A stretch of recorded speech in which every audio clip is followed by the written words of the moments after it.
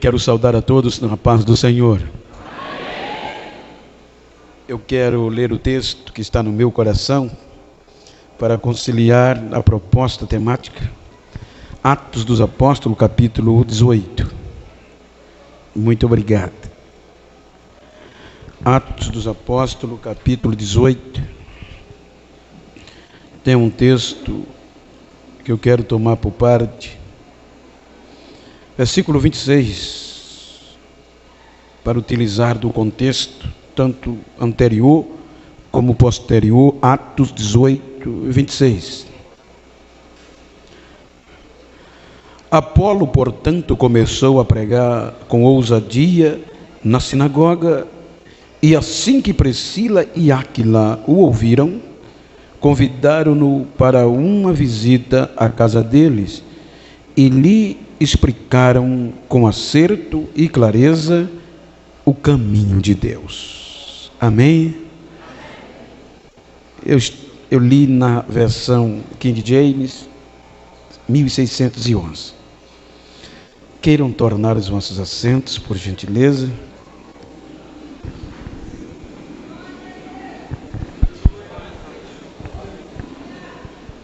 Eu quero agradecer a Deus pelo privilégio a mim dado de mais uma vez, mais um ano, poder estar entre vós, participando do Congresso de Jovens. Para mim é uma alegria imensurável. Quero agradecer ao pastor Joanir, com a sua muito digna esposa, irmã Elisete, pastor Itemar, com a sua muito digna esposa, irmã Ione, e eu quero, em nome deles, agradecer e externar esta gratidão a todo este corpo ministerial, à igreja, em nome de Jesus. Quero agradecer ao pastor Francis pelo convite que me foi formulado, a credibilidade em nome do pastor.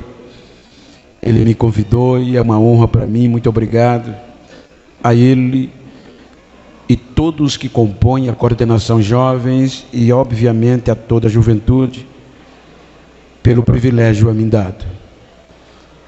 Quero agradecer o carinho, o cuidado, a receptividade desde a minha chegada no aeroporto, da locomoção,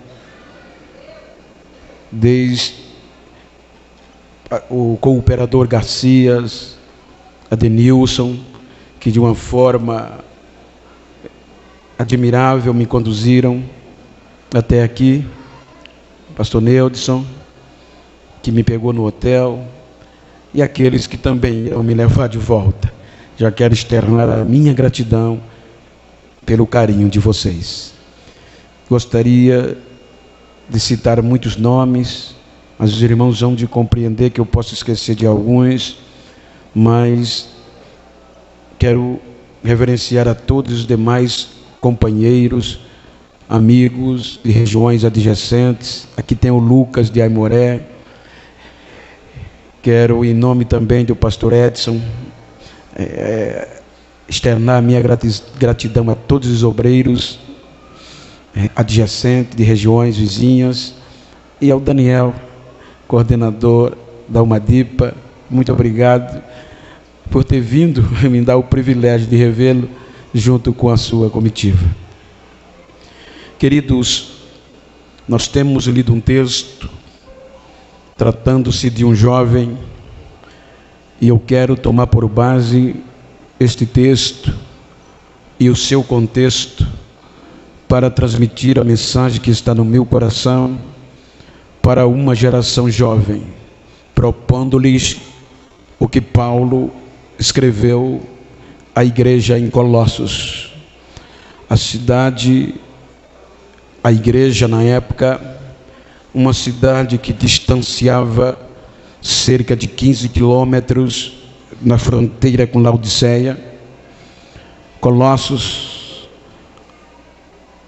estava na região da Frígia, hoje Turquia, tem um nome diferente.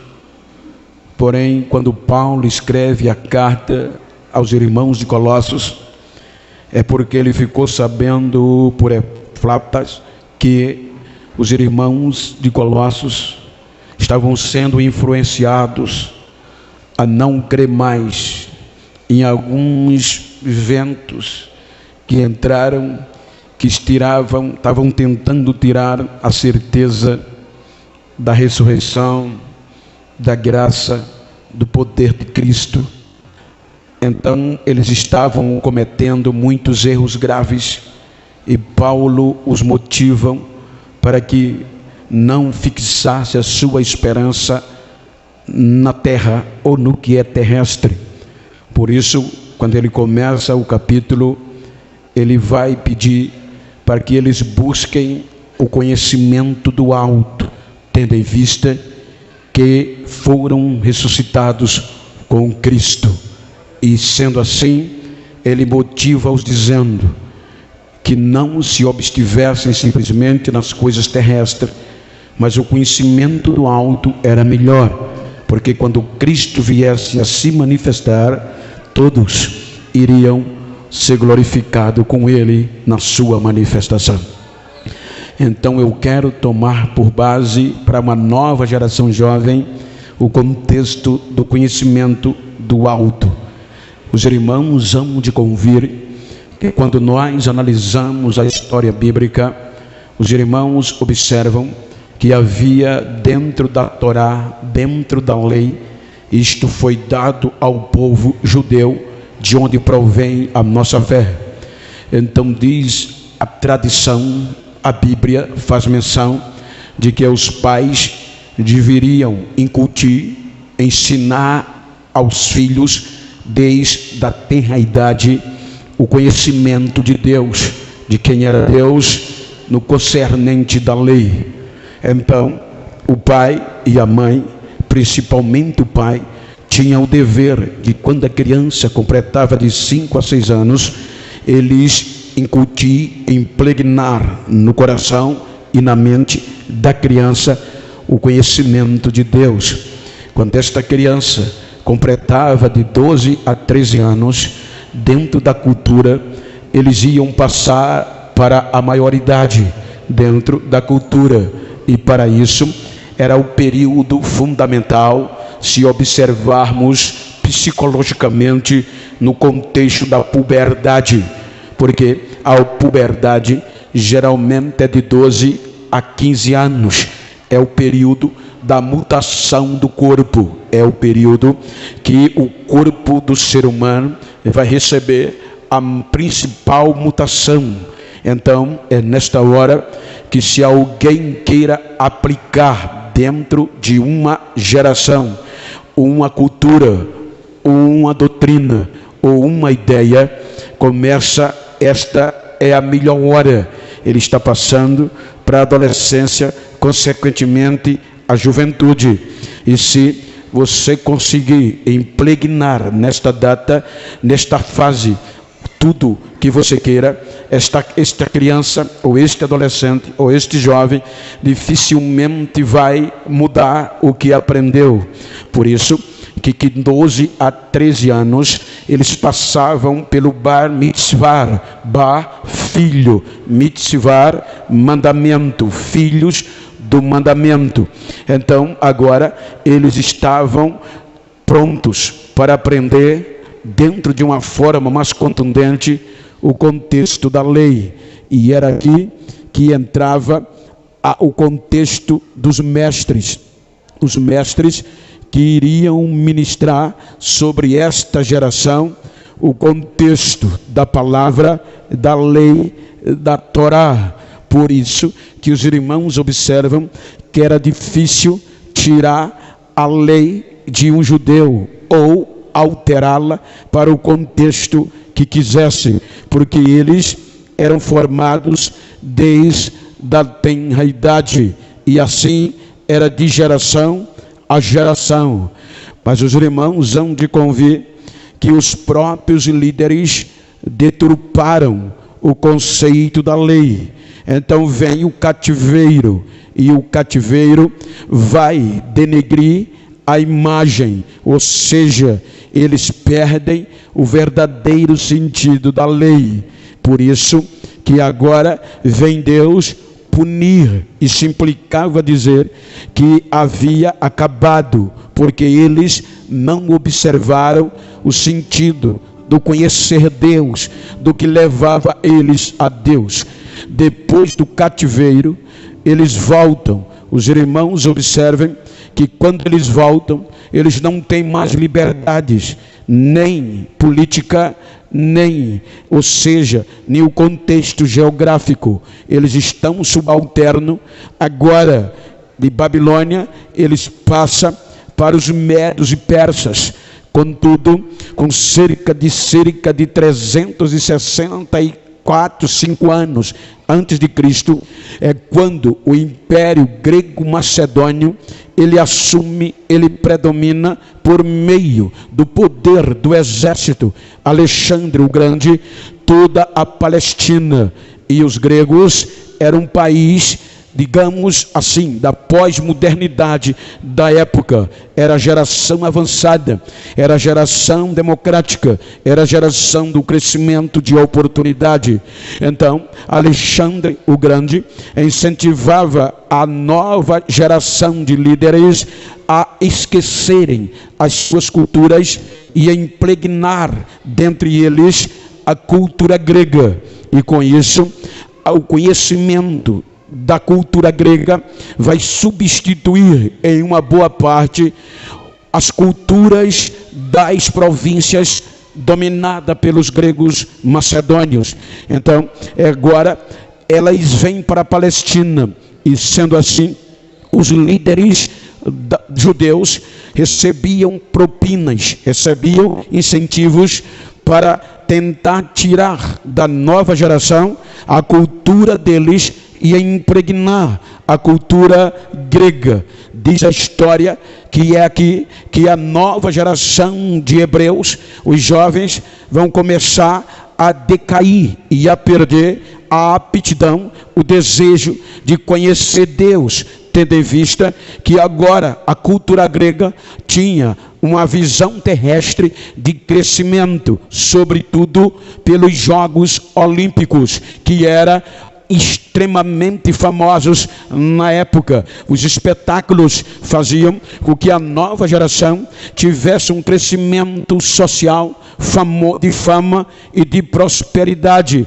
Então a nova geração, eles abdicavam do desejo de conhecer a Deus, do sonho de ser um futuro sacerdote, para quebrar tudo, para se tornar uma cultura grega. Diz alguns escritores que muitos jovens do sexo masculino abriam mão e quebravam a circuncisão, porque para se tornar um atleta e disputar, candidatar-se a um espetáculo grego, eles tinham, e sobretudo o atletismo, porém eles tinham que correr nus.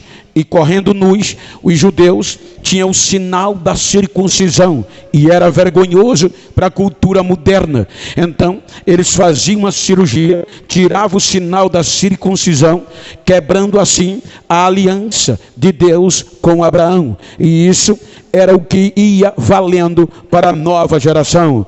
Contudo, vêm as moças. Diz a história que as moças não queriam mais se comportar como hebreias, perderam o senso da simplicidade, porque as vestes, os comportamentos da Grécia era o que estava na moda. Então, ser hebreia era retrógrado, era vergonhoso, era coisa de matuto. Então, com isso, vai minando o contexto do conhecimento de Deus, porque a visão agora era terrestre, com cerca de 64 a 65 anos, salvo engano, antes de Cristo, os romanos predominam. Quando os romanos predominam, então vem o contexto pior, porque agora os romanos entram, não interferindo na cultura. Os romanos, eles não interferiam na sua cultura, nem adorando o seu Deus, porém tinha alguma observação.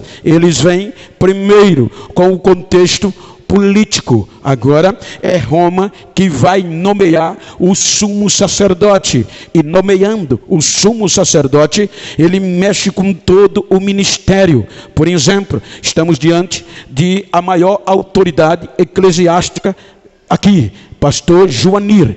Ora, se mexer com ele, mexe com todos.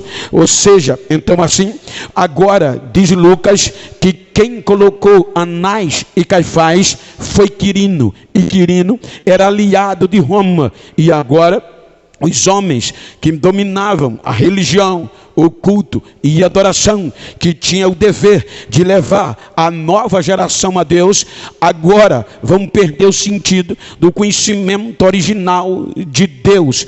Então aqui vejam que começavam a deturpar, porque Roma pedia obediência, confusão, desordem pública, qualquer coisa que o sumo sacerdote eles não tivessem o domínio do povo, Roma ameaçava substituir. Por isso que eles evitavam qualquer tumulto público, qualquer confusão e qualquer um que se levantassem dizendo algo contra César, o imperador. Então era dever deles proteger a imagem de César. Então, com isso, vai deixar o conhecimento de Deus. E dentro de uma visão histórica, há um escritor que agora me foge o nome, é judeu, e ele escreve o templo. Ele relata que agora o interesse se tornou político, partidário e econômico, por parte de quem tinha o dever de formar a nova geração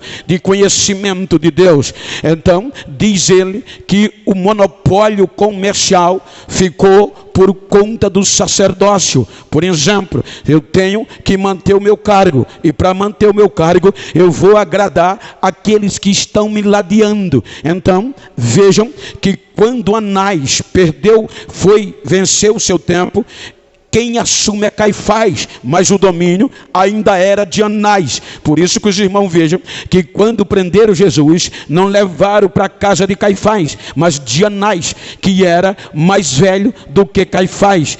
Por quê? Porque Anás tinha um monopólio comercial. Diz o livro que ele era dono de todas as lojas dentro de Jerusalém. Ele monopolizava o comércio, ele e os seus agregados. Por exemplo, tudo que se comprava dentro dos muros era loja deste povo, e eles tinham um lucro exorbitante. Era errado ter as lojas? Não. O problema estava em como eles operavam. Por exemplo, diz a Bíblia que uma vez por ano os judeus da geração atual e da nova geração vinham para Jerusalém. Agora imagine, só um exemplo para você ter uma ideia. Você mora em Conselheiro Pena, você mora em Aimoré, você mora em Ipatinga, só que tem um centro, e o centro é Belo Horizonte. Exemplo, no caso, Jerusalém. Então, uma vez por ano,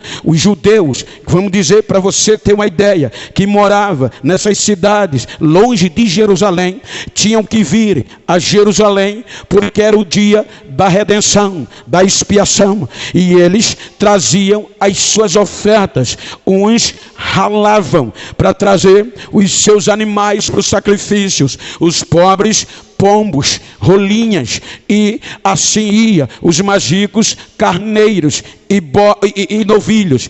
Porém, quando eles iam no dia do sacrifício, vinha com as suas ofertas, com as ofertas de coentro, de cominho, e ia entrar em Jerusalém, tinha uma brites, e a brite era dos representantes sacerdotais, porque eles agora iam examinar se o animal, se o coentro, se a rolinha, se o pombo era puro para entrar para o sacrifício. Então todos que vinham tinham que passar pela brites, e eles analisavam. Os irmãos já observaram, hoje mais não, mas tinha tempo que um guarda te parava. Enquanto você descia, ele quebrava a lateral para dizer que você tinha que pagar multa. Então assim, quando eles traziam os animais, eles olhavam e achavam defeito onde não tinha. Os pombos, as rolinhas, eles olhavam e diziam: não entra. Por que eles não deixavam entrar? Porque se não entrar, eles vão ter que comprar lá dentro. E a loja de quem lá dentro? Da cúpula que manipulava o comércio. Então cada um tinha uma taxa financeira para agradar a si mesmo e manter o cargo. Então era uma distribuição de propina de um para o outro. Quando eles entravam, eles traziam a moeda de fora para ofertar, porém eles não aceitavam. Você tem que trocar a moeda pela moeda do templo. Era errado? Não. Onde estava errado? A taxa cambial era muito alta para o pobre. Os irmãos estão entendendo agora, porque quando Jesus vem para um dia desse, que chega em Jerusalém, já tinha mesa com moeda, mesa com pombo, mesa com rolinha, mesa com tudo lá dentro. Aí Jesus não aguenta, mete a madeira, derruba e ainda grita, solta os pombos, derruba as moedas e diz: a casa de meu pai é casa de oração, e vocês transformaram em um lugar de ladrão. Veja o que estava acontecendo, o caos e o pior. A nova geração estava sendo preparada para isso. Por meio de quê? Dos dominantes. Porque tanto o poder sacerdotal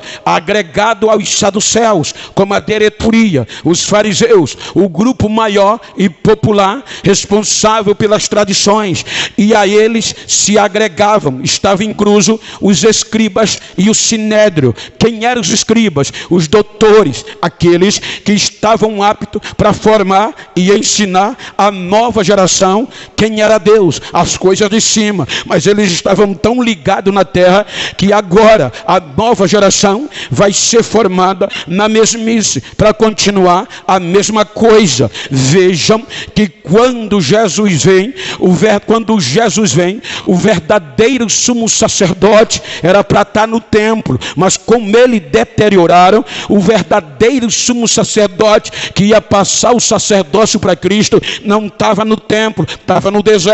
Você vai encontrar João Batista dizendo: importa que ele cresça e que eu saia, eu diminua. Veja que João diz: eu não sou digno de te batizar. Ele diz: João, é necessário para que se cumpra toda a justiça. Essa transição não era para acontecer no Jordão, mas no templo em Jerusalém, para cumprir a glória da segunda casa. Mas aqui a deturpação estava tão feia. Então é neste contexto que cada pai fariseu tinha um sonho de doar, de mandar, de investir ao seu filho de 12, pregador, pastor, a observação de ser um mestre da lei. É aqui que cada pai judeu investia o que podia para mandar seus filhos para passar pelo Bar Mitzvah e estudar e futuramente ser um mestre da lei. É aqui que entra a família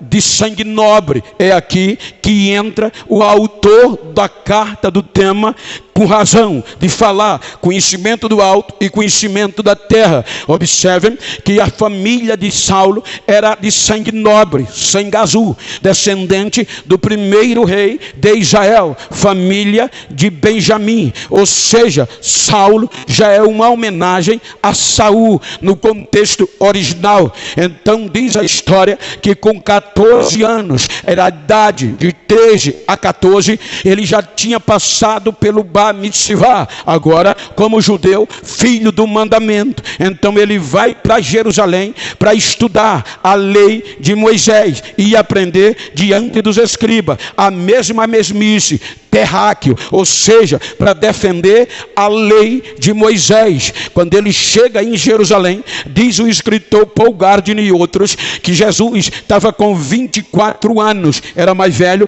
do que Saulo, 10 anos. E pasmem, quando Saulo chega em Jerusalém para estudar, a ordem do currículo, da grade curricular acadêmica, para se tornar um líder, um mestre da lei de Moisés, tinha que estudar 10 anos, 5 períodos, vamos dizer, no nosso tempo. Então, agora, ele chega com 14, Jesus estava com 24. Eu vou dizer algo, nenhuma visão de alguns teólogos, não está na Bíblia, mas faz sentido. Eu vou dizer como observação. Enquanto Paulo chega, Jesus estava em Alexandria, segundo a visão de alguns teólogos, porque Jesus, alguns defendem que ele era autodidático, mas só ser autodidático, ele não ia convencer Jerusalém que era mestre. Para convencer que era mestre, tinha que ter assinatura de alguém. Como é que hoje eu posso chegar e dizer que sou médico sem o meu diploma? Como é que eu vou dizer que sou um teólogo, bacharel em teologia, se eu não tiver o diploma?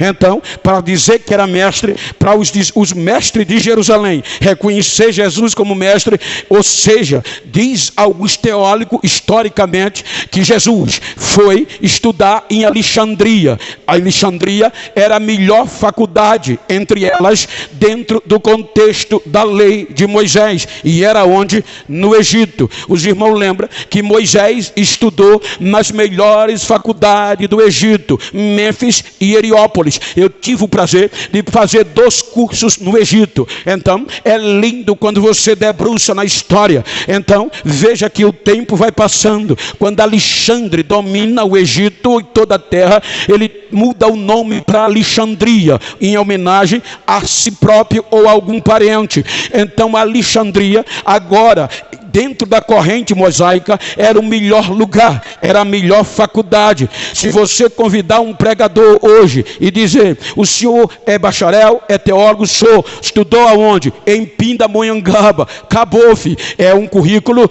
admirável, é o melhor, ou seja, ele é respeitado. Aqui era Alexandria. Quando Jesus completa 30 anos, arredondando 29 e alguns meses, diz a Bíblia: do Egito chamei meu filho. Então, alguns teólogos dizem que ele vem do Egito para começar o ministério. Quando ele vem, vai direto para o batismo. Vejam que só João reconheceu: eis o Cordeiro que tira o pecado do mundo. Ele é batizado, agora formado, com diploma, mestre por direito e exercido, mas não resolvia. Porque para ele começar, primeiro veio o Espírito Santo de Deus e repousou sobre ele. Porque pode ter catedrático, pode ser catedrático, pode ter diploma, pode falar bonito, mas se o Espírito não tiver, vai ser só balela, vai ser só barulho.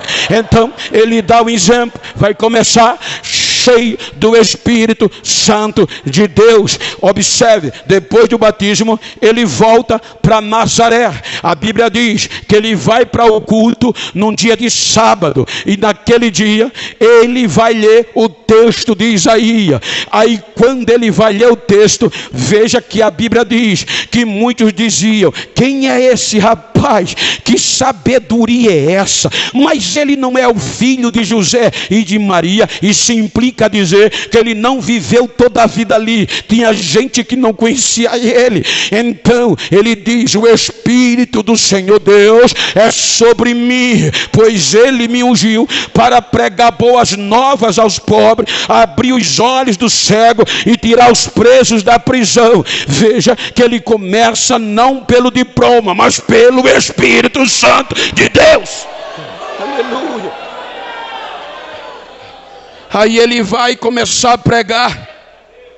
Observe que a partir daqui você vai observar que o poder dominante, os corruptos, fariseus, saduceus, escribas, mestres da lei e sinédrio, doutores judiciais, estão unidos. Porque vão se unir para barrar a mensagem dele. Porque os cultos em Jerusalém era recheado de formatura, formalidade. O templo era cheio de ouro, cheio de prata. Dinheiro não era problema. Porém, todo culto, todo dia, queimava incenso de manhã, queimava incenso ao entardecer. No dia de sábado, se reunia, fazia culto. 9 horas da manhã, reunia, oração. 3 horas. Isso é tão sério, irmão. Quando eu saí do Egito, que fui passar para Israel, na fronteira, chegamos na hora da oração. Para tudo, eles têm que orar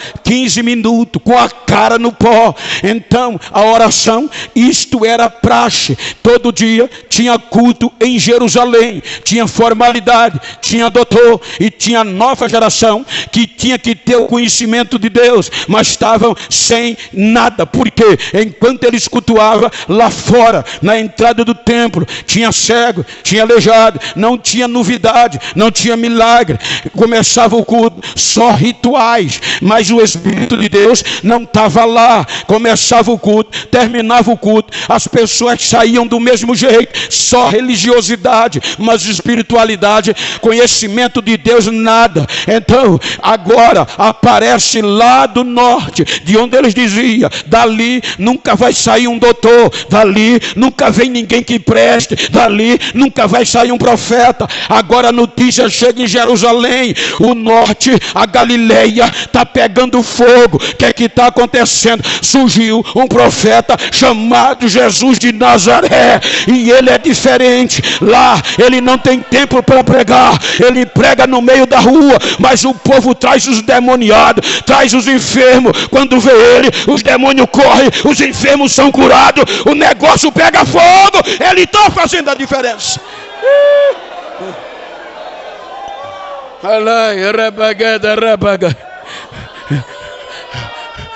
Aí observem, você vai ver daqui que Jerusalém, sintetizando, que eu não quero me ater aqui, Jerusalém manda quem? Os peritos da lei, ou seja, era um mestre com capacidade de examinar se você era ou não era. Você vai ver que os peritos da lei, maior, com um cargo maior do que os mestres, eram peritos, pagos para isso, examinar a originalidade de sua. Eles chegavam e eles tinham que dizer: Senhor, sabemos que tu és mestre. E só era mestre quem comprovava, vindo, aí vai, e vai, e vai, e vai. Mas não conseguiram pegar Jesus. Cada armadilha, Jesus dava uma resposta consciente, e eles voltavam com a cara no chão. Aí disseram: vamos prendê-lo, porque ninguém vai aguentar, todo mundo vai seguir ele é diferente. Aí não conseguiram prender, vamos matá-lo. Resolveram matá-lo.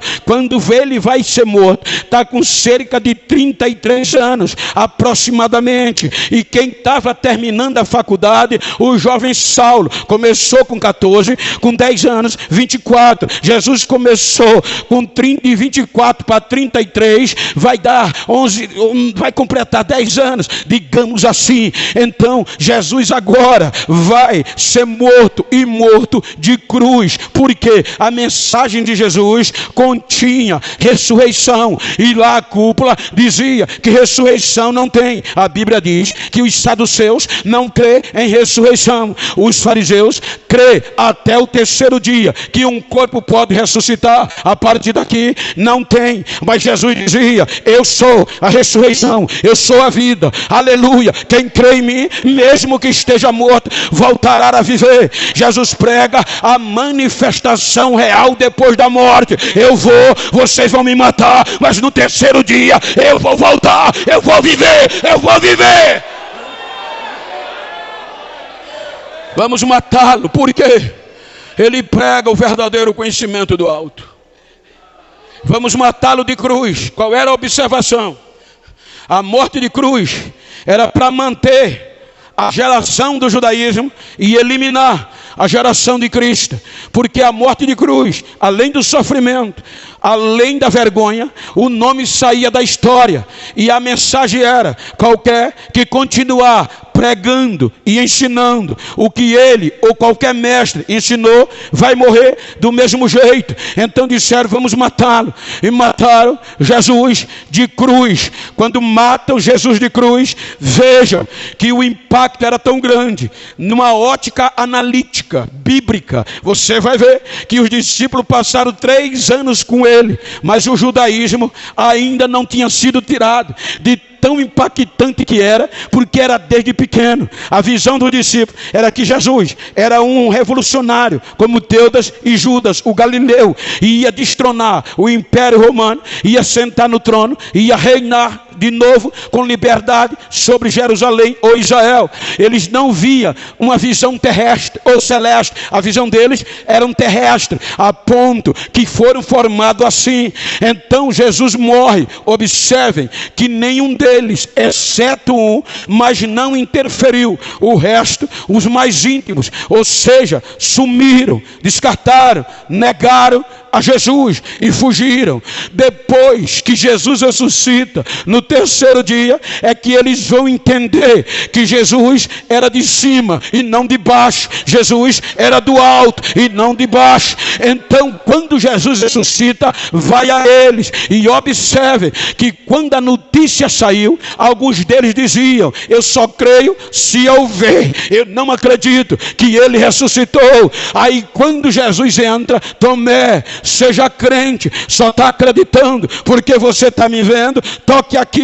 Veja que a pressão psicológica era terrível. Agora Jesus vai impactar uma nova geração com base no Espírito Santo. Escuta o que eu vou dizer: nunca pare de estudar. Estude, estude e estude, estude e estude, é essencial. Mas sempre você que é pentecostal, dê vazão, dê lugar, dê prioridade o Espírito, o conhecimento do alto, e não somente da terra. Porque o Senhor está dizendo isso? Porque tem muita gente metida a besta, porque tem um anel às vezes que é maior do que o dedo, é maior do que a cabeça, bota no dedo e quer menosprezar os outros, porque estudou em lugar fulano.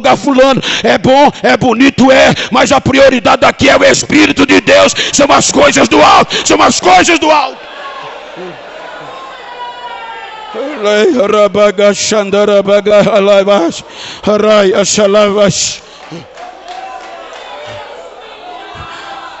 Jesus diz para quem? Olha se ele não vai confundir. A geração dos filhos do mandamento era top. Os melhores mestres formavam eles. Agora olha a geração de Jesus, analfabetos. A Bíblia diz que eram iletrados. Lá da Galileia, não tinha diploma, não tinha dinheiro. Com a ascensão de Cristo, se esconderam, ficaram ocultos, com medo da represária, mas esperando a promessa. Porque Jesus diz: não saia de Jerusalém até que receba o diploma, não. Até que vocês se formem, não. Fique em Jerusalém até que do alto sejam cheios, revestidos do poder de Deus.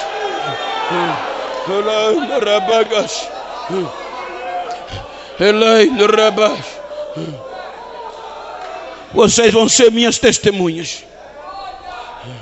E eles entram. A Bíblia diz que agora eles vão viver para quem? Para Cristo. A vida deles não tinha mais valor. A esperança deles era a volta, a manifestação da glória por meio de Jesus, a ressurreição e o arrebatamento.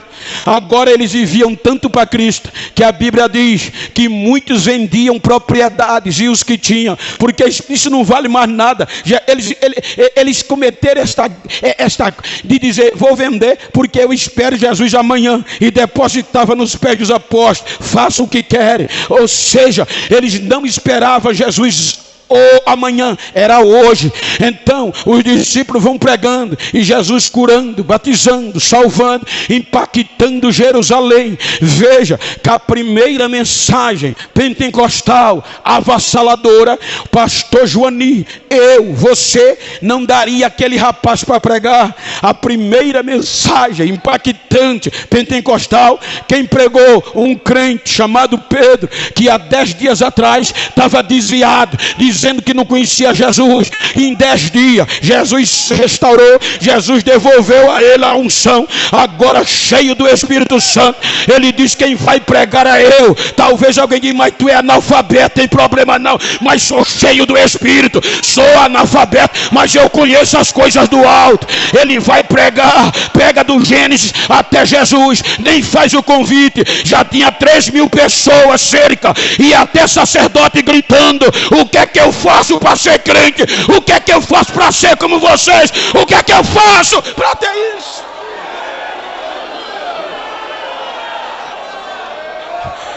Não parece um contraponto? Hoje a gente só convida quem está na fama. Você está pensando, se eu não tivesse com o nome na fama eu estava aqui? Estava não. Eu digo aqui como exemplo, mas eu hoje prego nos maiores congressos. Para a semana eu já vou para a América, eu vou 3 vezes esse mês. É por causa da fama. Aqui não, era pela unção. Eu digo porque eu tenho pregado em congresso que até contador de piada está dividindo o púlpito comigo. Atrai multidão, traz. Isso é coisa de baixo. Mas quem é de cima não está preocupado. É o poder, é o poder, é o poder.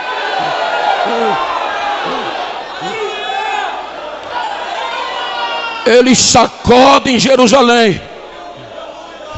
Como é que um grupo de iletrados sacode a mais potente cidade e os poderes dominantes? Veja que tentaram pará-los e ninguém conseguia tirar deles. Aí é quando resolvem, eles são iletrados, só tem uma razão para parar eles. Como? A cadeia não está prendendo, a morte não faz medo a ele, as prisões, os açoites é fechinha. Eles parecem que não são daqui, parece que são do outro mundo, e era de cima. Aí disseram: são ignorantes, vamos pará-lo. Quem? Doutor Saulo, terminou a faculdade, é top, foi o melhor do ano, da idade dele não tem ninguém como ele, nomeia ele para parar essa raça, e ele recebe a autoridade sacerdotal e judicial para parar com os ignorantes. E veja que ele era bom, ele entra abafando, ele entra quebrando. Aí a Bíblia diz que ele fez muitos crentes se desviarem nas coisas de baixo, ele prendeu, mas outros fugiam, mas por onde passava, continuava vivendo para Cristo. A vida não era deles, pregando o Evangelho, e Cristo era a vida deles. Então chega em Damasco, o poder cai. Aí disseram: doutor, aquela raça está em Damasco, os ignorantes. Ele vai com ira: vou prendê-los, vou trazer os presos, se eles não desistirem, mato lá mesmo. Quando ele vai chegando em Damasco, ele mesmo diz em Atos que desce do céu um brilho que brilhava mais do que o sol em pleno meio-dia. Olhe que a ciência diz que o sol ao meio-dia atinge o seu maior esplendor de glória, 2 milhões de graus Celsius. Ele diz que o brilho que desceu brilhava mais do que o sol em toda a sua glória. Ele cai e só recebe a voz e diz: quem tu és? Eu sou Jesus, a quem você persegue. Agora você não vai dar mais coisa.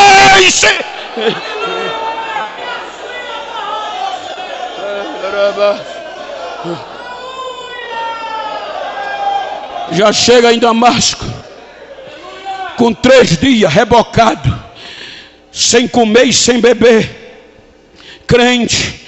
Aí Jesus vai na casa de um iletrado, Ananias, e diz: eu ceguei um rapaz que estava vindo aí, vai na rua tal, na casa tal, ele está hospedado, eu quero restaurá-lo e enchê-lo do meu espírito. Jesus não disse que ele tinha diploma, que era doutor. Eu quero encher ele do meu espírito. Aí Ananias sabe o nome de Senhor, esse rapaz é horrível, já fez muitos crentes desviar, ele está vindo para nos prender e nos levar preso. Aí Jesus diz: eu já quebrei ele no meio, ele agora é um vaso nas minhas mãos, ele agora vai pregar a minha palavra, e para isso eu preciso enchê-lo do meu espírito. Aí Ananias vai, eu estava pregando, eu digo isso como exemplo, não lá, mas só para dar um exemplo. Esses dias eu preguei na convenção geral do Nordeste, só tem top. Aí tem lugar que você chega, eu já fui pregar em igreja, que os que me recebem de pastor, primeiro o senhor tem que falar no nome de fulano, no nome de Beltrano, no nome para depois falar em Jesus. Aí você tem que chegar, pai do senhor, ô doutor, ô filósofo, ô PhD, para depois, olha o risco, chamar irmão. Agora Ananias, de um lado, doutor Saulo, famoso, diploma, o top do Espírito Santo de Deus.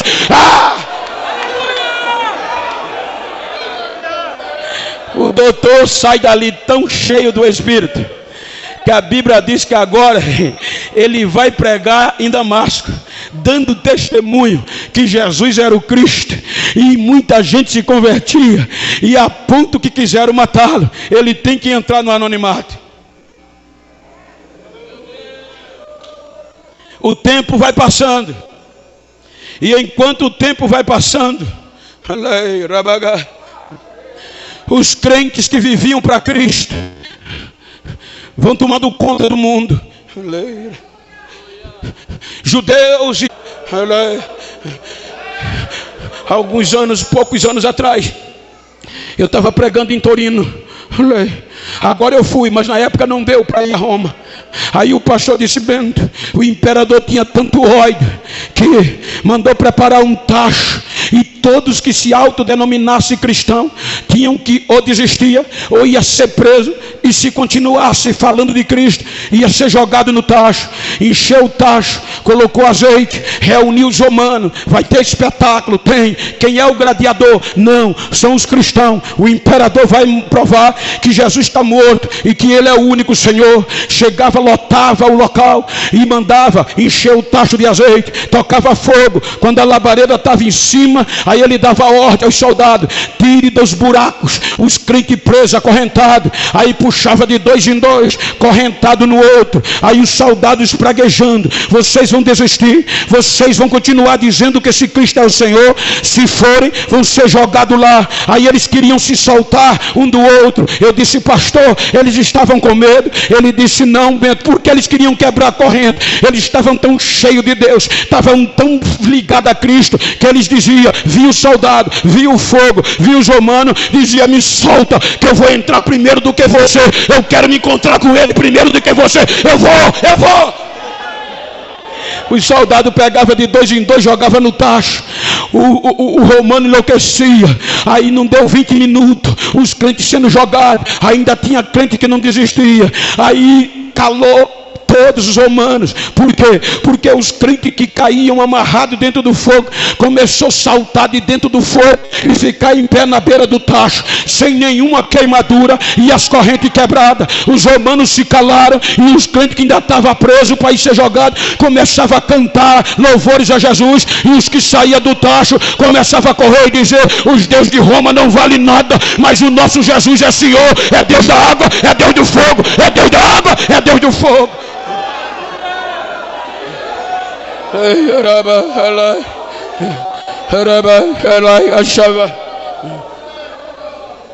E estas gerações foram expulsas de Roma.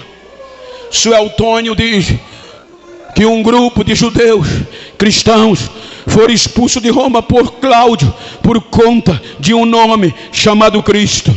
Aleluia. Agora, pelo outro lado, quem aparece? Enquanto esses estavam vivendo para Cristo, Paulo estava ganhando a Ásia. Primeira viagem, segunda viagem, segunda viagem, ele chega na Frígia, região de Colossos. Ele vai pregar, mas o Espírito não deixa. Aí vem uma visão: passa a Macedônia e nos ajuda. Que a Macedônia e a Acaia são as duas regiões que formavam a Grécia. Aí ele entende, vem para a Grécia pregar o evangelho, prega em Filipe, é expulso, vai para Tessalônica, é expulso, vai para Bereia, prega, lá não é expulso, vai para Atena, e Atena ele prega a ressurreição, mas não a crê. Aí vai para Corinto. Quando ele chega em Corinto, aleluia, ele vai pregar, não quer ouvir. Ele diz: não prego mais. Aí Deus de noite dá uma visão: não tenha medo, continua pregando, porque eu tenho muita gente nessa cidade. Ele continua. Agora não tem como ficar. E quem é que vai hospedar ele? 2 crentes da geração de Jesus, que não vivia mais para si, que foram expulsos de Roma. Um casal chamado Áquila e Priscila, que tinha a mesma função manual de construir tenda que Paulo. Agora eles vão cuidar de Paulo. Áquila e Priscila entra no cenário e vão. Timóteo vem de Tessalônica. Paulo vai pregar o evangelho e deixa de trabalhar. A igreja de Corinto, ninguém queria aceitar. Os nobres, os entendidos, os doutores dizia: não, isso é besteira. Aí Paulo diz que Jesus vai salvando quem não era, para confundir quem era, os loucos para confundir os sábios, quem não tinha diploma para confundir quem tinha. Era assim que a Bíblia diz que Corinto vai tornar a igreja mais pentecostal do Novo Testamento. Por muitos dias Paulo fica lá. Aí olha o que é que Paulo diz: tudo que eu aprendi lá atrás eu deixei de lado e considero esterco, considero cocô o que eu aprendi. Mas por que, Paulo? Para conhecer a Cristo. Eu dei prioridade às coisas de cima.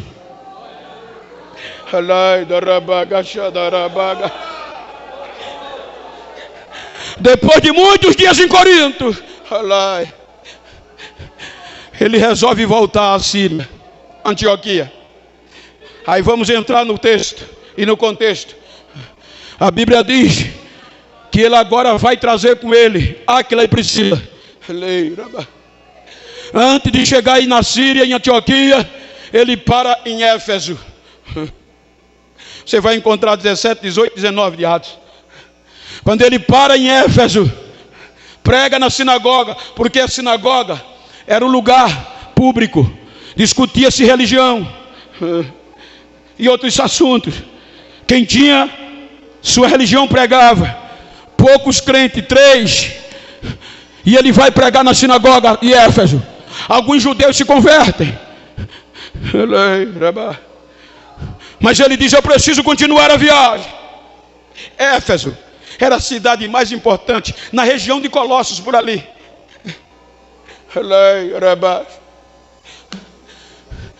Aí os irmãos dizem: fica com a gente, Paulo. Vai não. Ele diz: eu vou. E se Deus quiser, eu voltarei outra vez.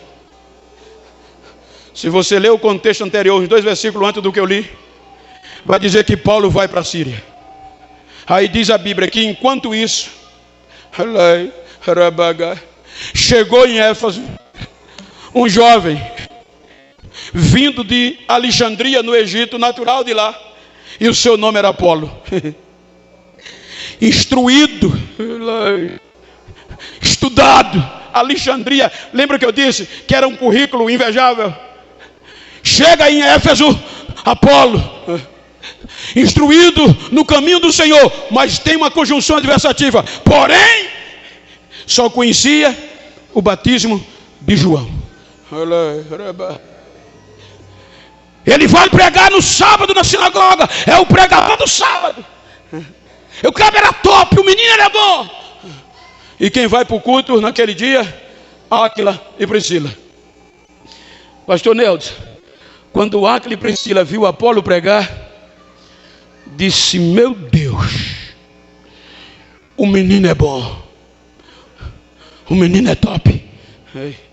Mas foi acompanhando a pregação. Eu imagino que a Priscila diz a Áquila que Priscila era top. Aí Priscila diz: Áquila, ele é bom, mas está faltando uma coisinha nele. A Bíblia diz que ele era eloquente. No nosso vocabulário, a palavra eloquente e fervoroso é o poder de falar, é o poder de persuadir. Ele era bom, mas faltava alguma coisa. Aí Priscila disse: Áquila, quando ele terminar de pregar, vamos chamar ele para lá para casa, tomar um cafezinho. Aí Áquila diz: vamos terminando. Aí a Bíblia diz que Áquila e Priscila levou ele para casa e começou. Eu vou conjecturar: rapaz, parabéns, tu é bom, mas você precisa ver Paulo pregar. Você fala bonito, você é um pregador bom. O demônio disse: Jesus eu conheço, Paulo eu sei quem é, e vocês?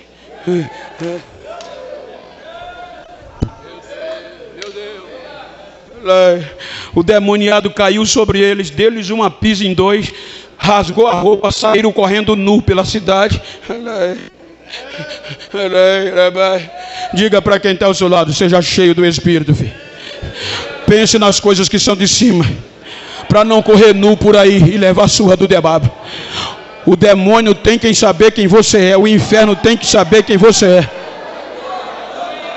Eu estava pregando em uma cidade. Hoje não, eu já fiz faculdade, curso superior pelo MEC. Mas quando eu fui para essa cidade, foi aquela época que diziam: tu é preto, pobre e analfabeto. Fui pregar numa cidade grande do Nordeste. Quando eu cheguei lá, me colocaram num hotel de luxo. Fiquei assustado.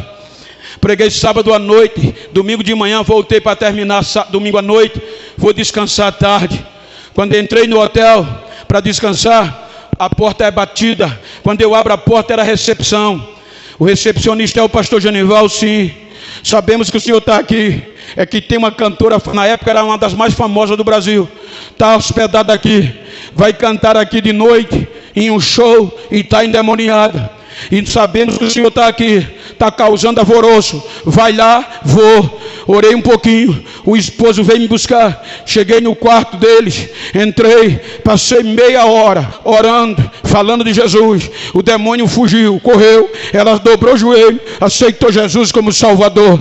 Aí, pastor, eu preciso cantar, que eu recebi o cachê, cante. A discipulei por quase um ano, depois perdi o contato. Mas só que nessa noite tinha uma ordem: o show no hotel começa às 19, vai lotar, ninguém sai, ninguém entra, vai fechar a porta. Quando vieram me buscar para o culto, foi 19h10. Quando deu 19h10, eu vou sair, o corredor, como daqui no outro lado da rua, cheio de gente, seminus, cantando na época a Eguinha Pocotó. Ninguém entra, ninguém sai. Naquele dia, eu estava com terno preto, camisa preta e gravata preta e a cara preta, estava todo preto, era mais difícil de enxergar. Aí quando eu destampo no corredor, parei, como é que eu vou sair? Não sai. De repente o DJ lá distante parou a música, confusão, o que é que houve? Ele tremendo, olhou para mim, não sei como ele me viu, começou a gritar: saiam da frente, o que é que está acontecendo? Abra uma ala, mas abre o corredor, o que é que está acontecendo? O ungido de Deus vai passar e vocês têm que sair da frente. O neguinho botou o peito para frente. Tem que respeitar, Satanás. Tem que saber quem eu sou. Eu sou da geração de cima.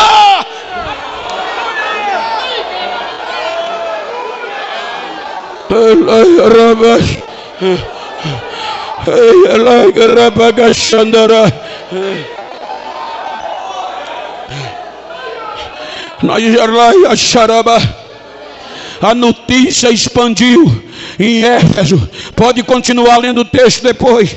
Que chegou no ouvido dos mágicos, dos idólatras. Aí diz a Bíblia que o impacto em Éfeso foi tão grande que os que viviam da magia pegaram os livros, jogaram na praça e queimaram os livros de magia e aceitaram Jesus como Salvador. E Norman Champlin diz que se fosse calcular o prejuízo daqueles livros, correspondia a 130 anos de um salário de uma pessoa. pessoa. Olha o que é que o evangelho faz. Mas pastor, o que é que o senhor quer dizer? É que esta geração que nós estamos vivendo está correndo risco nas coisas de baixo. Porque agora, quando aparece um jovem adolescente ou um jovem que tem chamada, a mídia bate logo em cima. Você tem talento, vamos assumir. Aí já vai servir de capacho para aquela mídia. Aí eles agora é quem vem fazer a agenda. Agora eu estava pregando com um famoso agora recentemente, terminou de pregar ainda no púlpito.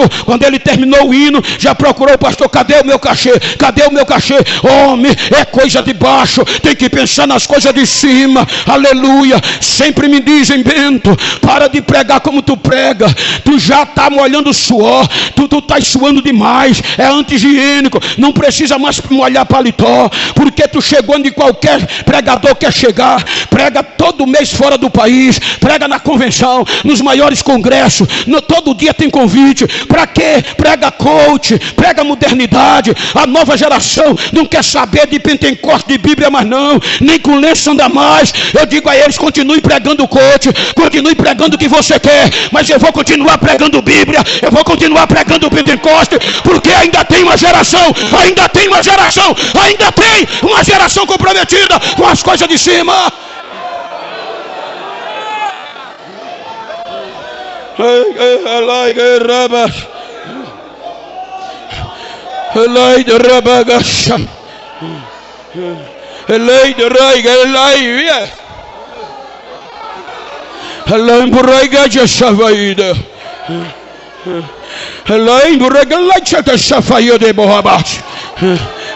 Além do rei de placa chatafai, orlombio de gachatafai, irimigaia lá e a chadagaia da rabagas. Não há mais tempo, temos que impactar esta geração, companheiros, não podemos deixar essa chama apagar, companheiros. Eu tenho recebido ligações dizendo: pastor, porque aqui tem hora que a igreja pega fogo e o púlpito vive de formalidade. Eu digo: é porque você viu errado. Ainda tem uma geração de obreiro pentecostal, e eu creio que aqui tem, ainda tem.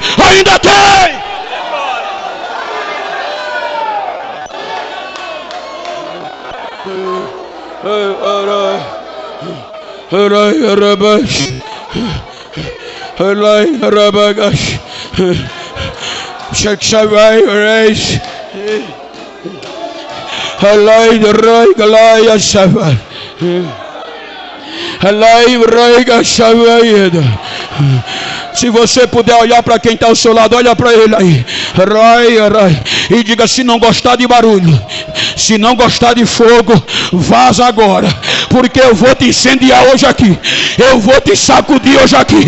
Aleluia, aleluia, aleluia, aleluia, aleluia.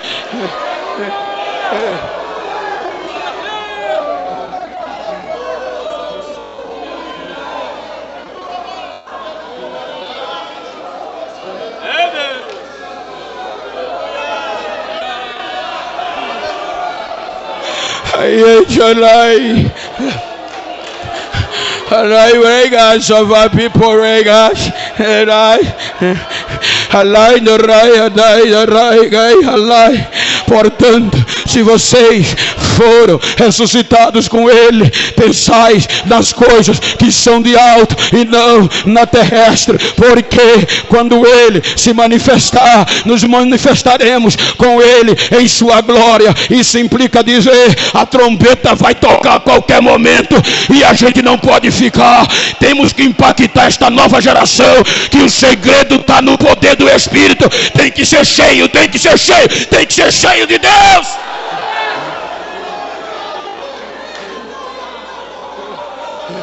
Ai, ai, ai. Elai ras. Elai brai chegas. Elai brai gashafabo. Rainja ya shavaya das. Amoi brai galaya say. People will say your house.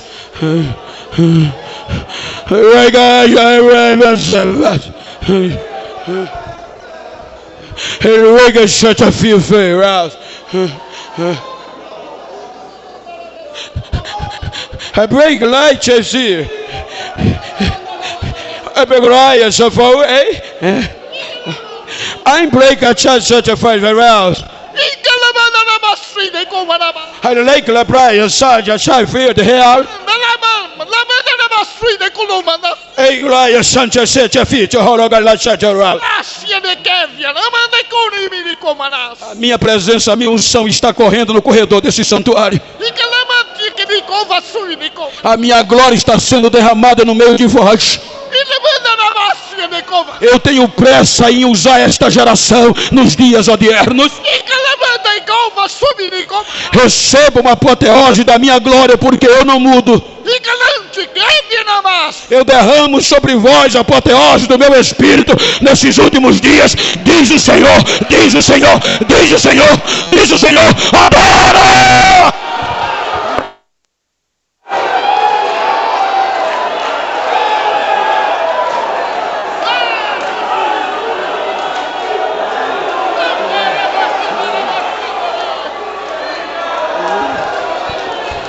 Adore, adore, adore, adore. Não há mais tempo para brincadeira. Não há mais tempo para um congresso frio.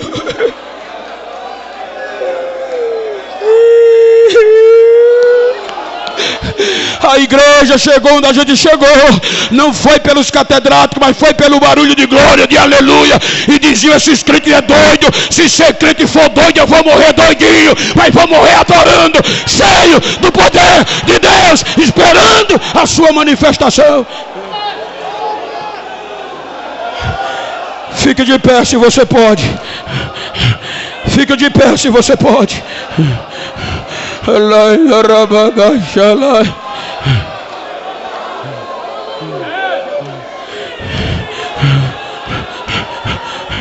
Se você está perto de uma pessoa íntima, eu gosto disso, e do mesmo sexo, vira para ela aí se você pode.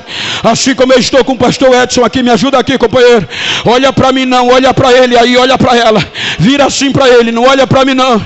E diga para ele: não quero nem saber como você começou o congresso. Quero saber como você vai terminar. Diga: vou terminar pegando fogo. Vou terminar cheio de Deus, pensando nas coisas do alto. A hora está chegando.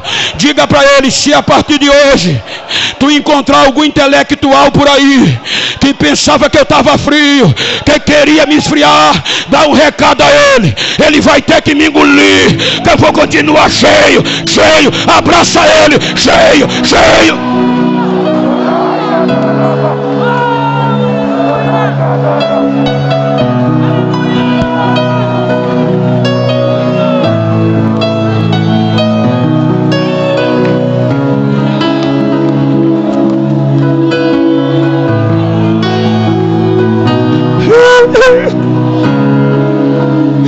Batiza, Jesus, batiza com o teu Espírito, Jesus. É congresso de jovens, Jesus. É a nova geração. Estão tentando esfriar a nova geração, Senhor. Usa, ainda tem, Senhor. Então não deixa essa nova geração se apagar, Senhor, pelo intelecto, mas enche do teu Espírito. Batiza aqui quem não é batizado. Renova agora, Senhor. Renova, batiza com o teu Espírito, Senhor. Agora, Jesus, agora. Agora, Jesus.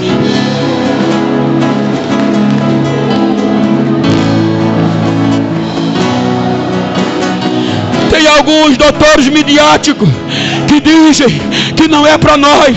Esse poder foi para a igreja da nova primitiva. Para nós não. A gente é doido. Já me chamaram até de macumbeiro. Se ser macumbeiro é isso, pode assinar que eu sou cheio, eu sou cheio. Mas ainda tem uma geração, não tem? Deixa eu ver ela. Deixa eu ver as mãos da nova geração que não vai se curvar, que pensa nas coisas do alto. Cadê? Cadê?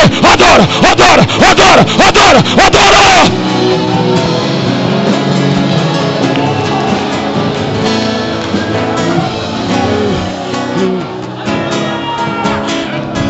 Cadê a primeira pessoa que está afastada aqui, quer voltar?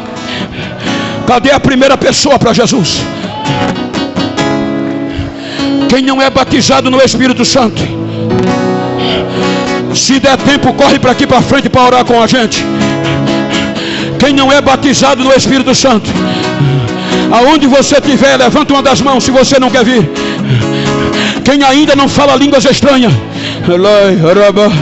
cadê a juventude que não é batizada ainda no Espírito Santo? Cadê uma pessoa não crente ou afastada? Se tiver, vai trazendo. Estou concluindo, mas eu quero orar com você. Se você está perto de uma pessoa que não é batizada, quem não é aí, levanta uma das mãos na galeria da nave. Se você é batizado, abraça ela aí agora. Bota a mão sobre o ombro dela aí agora. Vai, profetiza. Jesus, batiza, Jesus. Batiza com teu Espírito, tu és o mesmo. O Senhor não muda. O Senhor é o mesmo ontem, hoje e será eternamente. Aqui tem uma geração que pensa nas coisas do alto. Quebra protocolo agora e batiza a crente com teu Espírito Santo. Recebe batismo aí agora. Fala novas línguas agora. Fala novas línguas agora.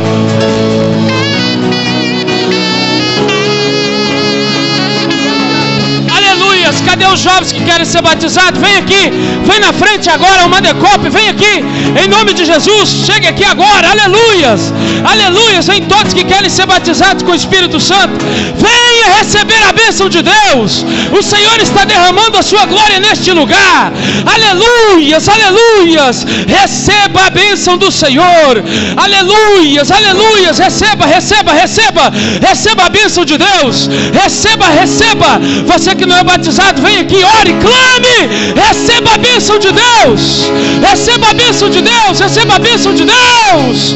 Oh, Rabaia, Chorimanaia, Série, aleluias, receba a bênção de Deus, receba a bênção de Deus, receba a bênção de Deus. Irmã Fernanda, louva aquele hino, vem como labareda de fogo agora, receba que Deus está batizando agora.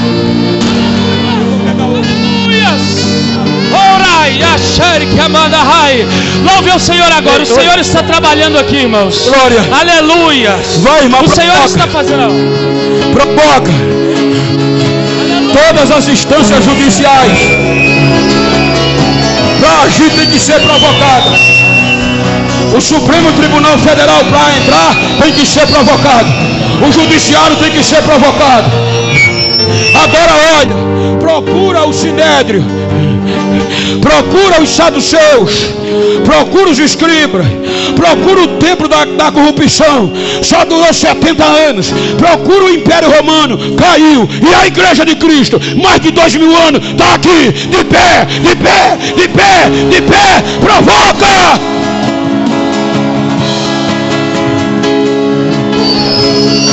Não é pregador que batiza, é Jesus.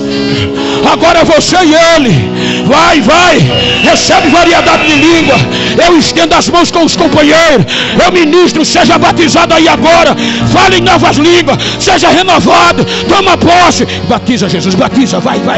Renova, Jesus, renova a crente, batiza no teu espírito. A glória é tua, o louvor é teu. Tu és o último batizador. Batiza os crentes nesse congresso. Agora!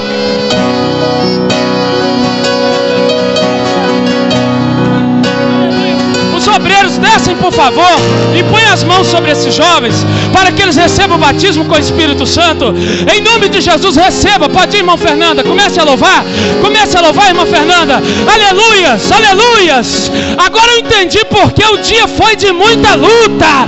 É porque Deus preparou essa noite maravilhosa para te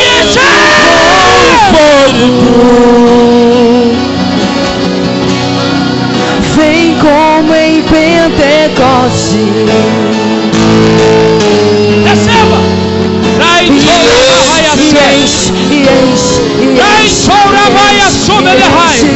Receba em nome de Jesus. Receba em nome de Jesus. Receba a glória de Deus. Receba o Espírito de Deus. Que desce de Deus. Receba. Vem como em Pentecoste. Aleluia. E enche-me de novo. Espírito. Batiza, Jesus. Batiza, Jesus. Enche, Jesus. Que desce como fogo. Queima, Jesus. É o selo do teu Espírito, Jesus. Vem como Jesus já batizou primeiro ali, irmãos. Cadê a sua voz? A igreja levanta a mão para cá, abre a boca. Vai glorificando, vai adorando. Jesus está batizando. Jesus está selando. Jesus está batizando. Jesus já batizou o segundo. Ele manda a cara baixando. Jesus já batizou o terceiro. Ela vai cara mandar a barrai.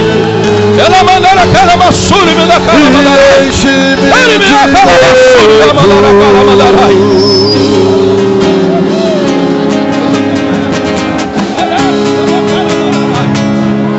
Ei, jolema cara maçura manda a cara mandar a badagai.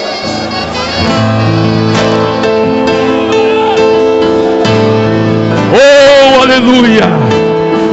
Sim, ó Deus, vai batizando aí. Sim, ó Deus, vai batizando, vai batizando. Abre o céu nesta noite, Jesus, abre o céu. Deus opera milagre. Deus opera milagre. Deus opera milagre. Opera milagre, meu Senhor, opera milagre. Opera milagre, meu Deus, opera milagre. Vai agindo poderosamente, meu Deus. Vai agindo poderosamente, meu Senhor. Oh, aleluia. Aleluias, aleluias. Aleluias. Nós já vamos louvar. Aleluias. Vem como labareda de fogo. Vem como labareda de fogo. Oh, glória. Pousa sobre cada um de nós. Pousa sobre cada um de nós. Vem como labareda de fogo. Vem como labareda de fogo. E pousa sobre cada um de nós. E pousa labareda de fogo está pousando aí. Vem como labareda de fogo. Pousa sobre a sua cabeça agora. Já tem 5 batizados com o Espírito Santo. Já tem 5. A labareda de fogo está pousando aqui. Levanta a mão e adora. De fogo, vem como labareda de fogo e pousa sobre cada um de nós, e pousa sobre cada um de nós. Vem com teu fogo, reacende a chama, sopra o teu vento, vem nos inflama. Aqui estamos, Senhor. Vem com teu fogo, reacende a chama, sopra o teu vento. Contempla o desejo do coração desta mulher. Contempla o desejo do coração desse homem. Desça o fogo sobre dele, dela. Batiza! Labareda de fogo, vem como labareda de fogo e pousa sobre cada um de nós, e pousa sobre cada. Vem como labareda de fogo, vem como labareda de fogo e pousa sobre cada um de nós, e pousa sobre cada um de nós. Vem com teu fogo, reacende a chama, sopra o teu vento, vem nos inflama. Aqui estamos, Senhor, aqui estamos, Senhor. Vem com teu fogo, reacende a chama, sopra o teu vento. Aqui estamos, Senhor. Aqui estamos, Senhor. Vem com labareda de fogo. Receba o batismo. Receba. Labareda de fogo. Aleluia, aleluia, aleluia, aleluia, aleluia, aleluia. Receba, receba, receba, receba. Ó Senhor da glória, batiza Jesus com o Espírito Santo e com fogo. Abre a boca e glorifica. Ó Senhor da glória, batiza Jesus, batiza Jesus, batiza Jesus. Enche, Senhor, batiza com fogo. Receba, receba. Receba, receba, receba, receba, receba, receba. Amanto com Nerebacalabahai. Recebe, recebe, recebe, recebe, recebe, recebe, recebe, recebe, recebe, recebe, receba. Vem com teu fogo, reacende a chama, sopra o teu vento.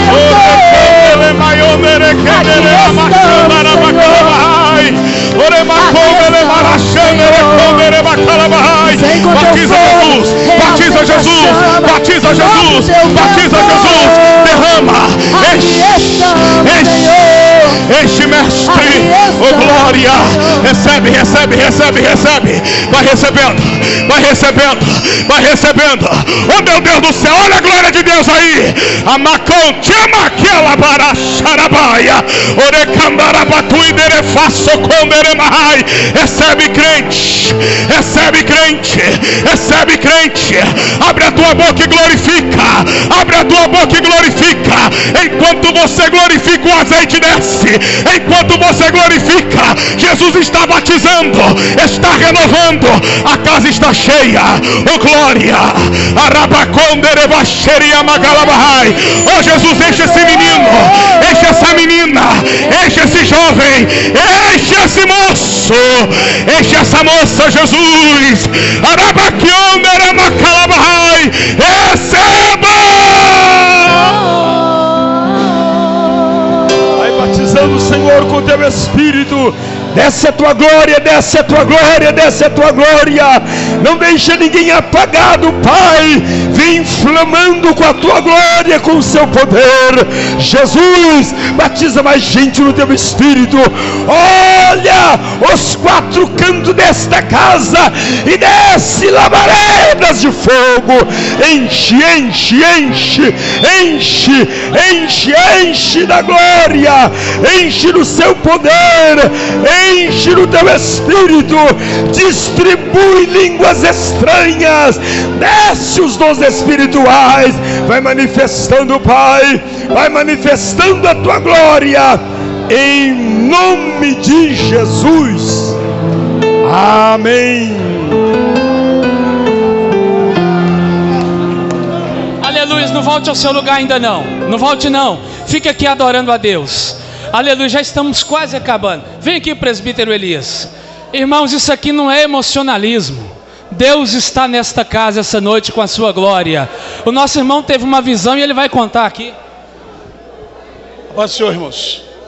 Na hora que nós estávamos orando, que os pastores estavam intercedendo e colocando as mãos, eu vi quando desceu um fogo do alto dos céus e veio sobre a cabeça do Gutenberg.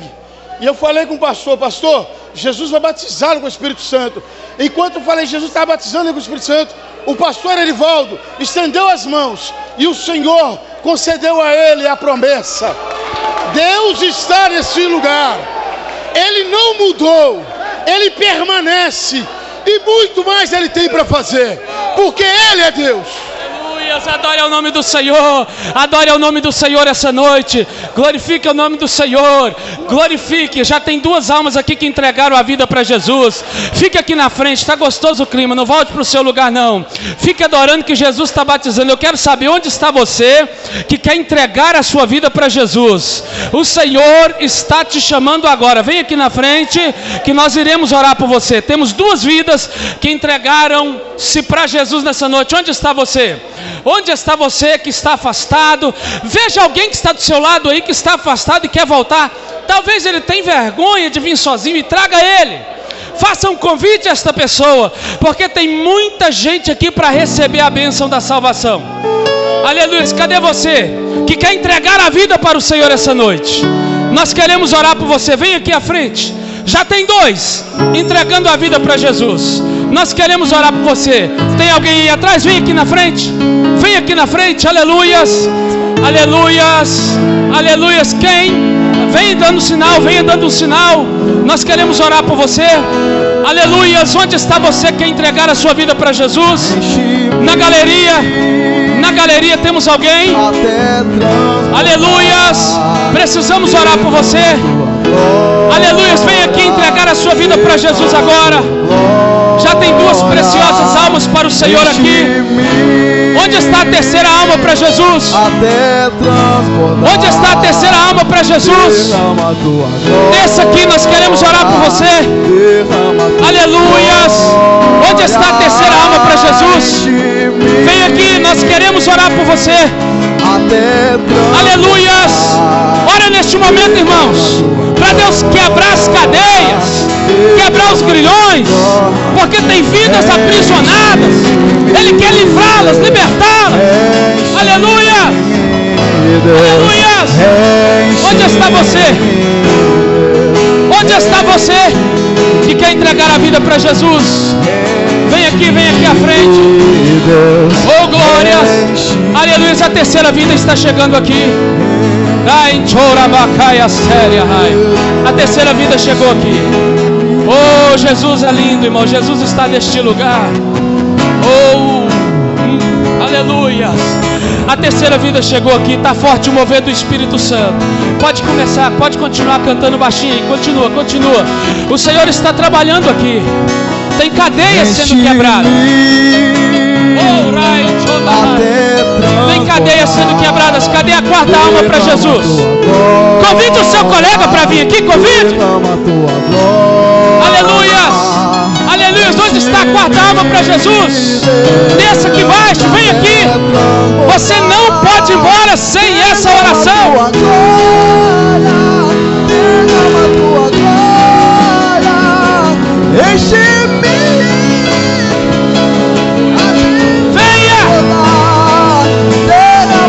Aí atrás, venha, queremos orar.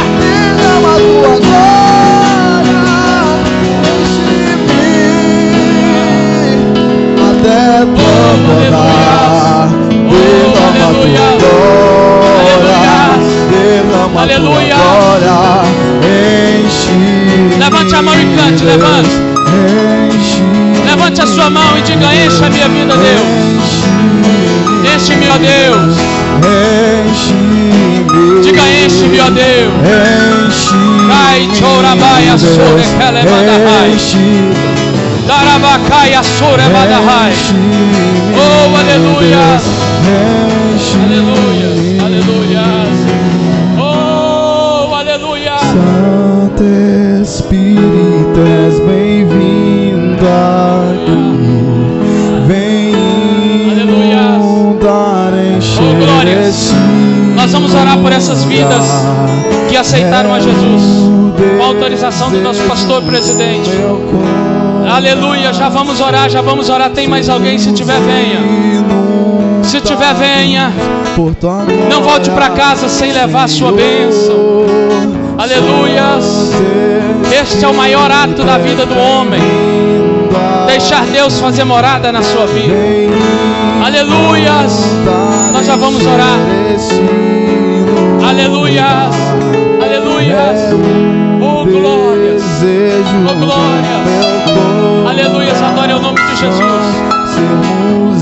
Adore o nome de Jesus.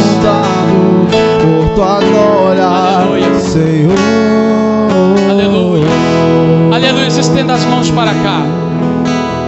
Aleluia. Tem 3 preciosas vidas para o Senhor aqui. Aleluia.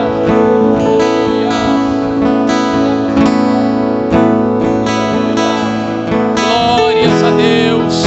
Vamos orar. Vamos orar. Estenda suas mãos para cá, Pai. Nós apresentamos essas 3 vidas ao Senhor, ó Deus. Pai querido, a partir de hoje a história deles nunca mais serão a mesma. Apague, ó Deus, o seu passado e escreva os nomes no livro da vida. Quebra toda maldição agora, toda palavra contrária, toda obra contrária. Nós repreendemos em nome de Jesus. Que a partir de hoje a bênção do Senhor, a presença do Teu Espírito Santo more no coração dessas vidas. É o que nós oramos e suplicamos ao Senhor, em nome de Jesus. Amém. Dê a paz do Senhor para esses irmãos. Aleluia. Ainda este coro, louvo mais uma vez.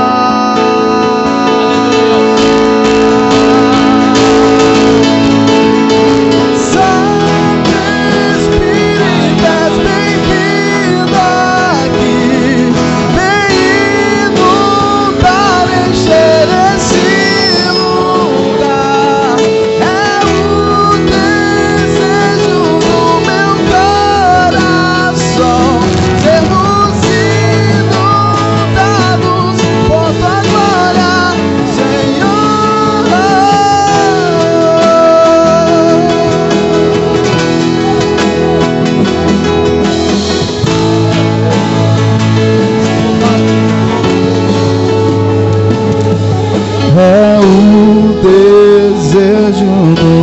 coração, sermos inundados por tua glória, Senhor.